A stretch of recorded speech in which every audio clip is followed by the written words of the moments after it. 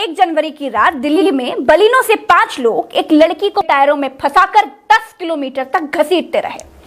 तब तक घसीटा जब तक उसकी हड्डियां सड़क में घिसकर खत्म नहीं हो गई। तब तक घसीटा जब तक उसके सारे कपड़े फट नहीं गए। घसीट कौन रहा था? एक बेटी को टायर में घसीटने वाला कार में कौन था? ये बीजेपी का नेता मनोज मित्तल।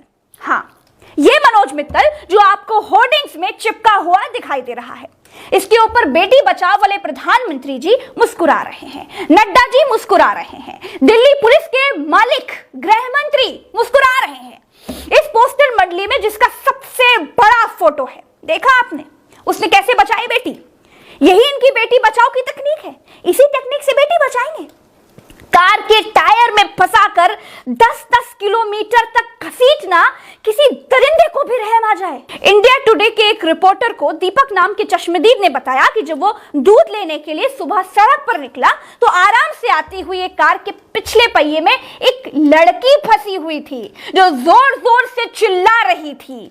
और इस कार के भीतर था, होर्डिंग में दिखाई दे रहा, ये भाजपा मंगोलपुरी वार्ड का सह संयोजक मनोज मित्तल, जो नरेंद्र मोदी जी को, अमित शाह जी को, नड्डा जी को अपने सह संयोजक बनने पर धन्यवाद दे रहा है। ये वो दिल्ली है दोस्तों जिसकी पुलिस के मालिक खुद गृह मंत्री अमित शाह जी हैं। ये वो दिल्ली है जहां एक बेटी को कार में फंसाकर घसीटने का आरोपी बीजेपी का ही नेता है। ये वो दिल्ली है जो देश की राजधानी है। ये वो दिल्ली है जहां आकर अमित शाह यूपी में बता रहे थे कि यहां लड़कियां रात के 12 बजे गहने लाद करके भी स्कूटी पर घूम सकती हैं। अमित शाह जी, आपकी अपनी दिल्ली पुलिस के नाक के नीचे स्कूटी सवार एक बेटी की क्या हालत की है आपके ही एक आरोपी नेता ने।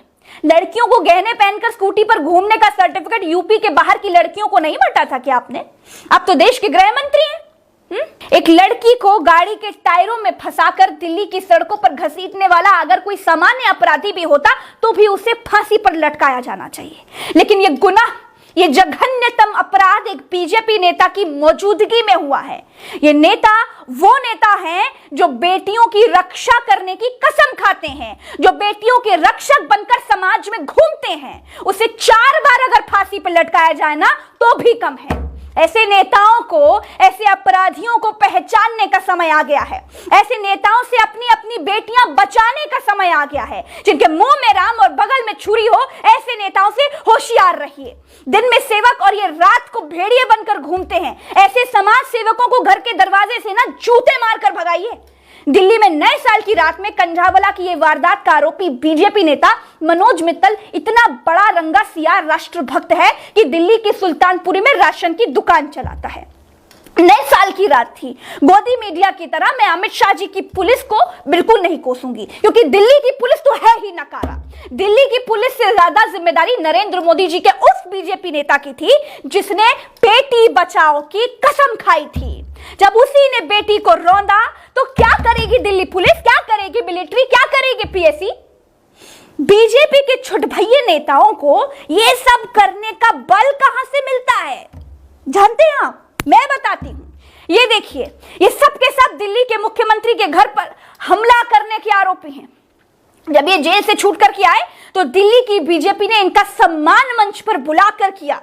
ये देखिए, ये बिल्किस बानो मामले में कईयों के रेप और मर्डर के आरोपी हैं। इनको बढ़िया वाला ब्राह्मण बताकर छोड़ दिया गया था, फिर फूलों के हार से इनका स्वागत किया गया। जिस बीजेपी के गृह राज्य मंत्री के लड़के ने अपनी थार से किसानों को रौंद डाला, उस गृह राज्य मंत्री को बीजेपी पद तक से नहीं हटा पाई। अरे पद तो छोड़ दीजिए, मंच तक से नहीं हटा पाई। अब इस राशन वाले बेटी रौंदक बीजेपी के नेता को जेल भेज दिया गया है। इसके गले का हार बनवाने के लिए अगर बीजेपी ने माली को ऑर्डर दे दिया हो ना तो भी कोई ताज्जुब की बात नहीं है। शिवम अब बंद करो, अब मुझसे बिल्कुल नहीं हो रहा यार, मुझे बहुत गुस्सा आ रही है।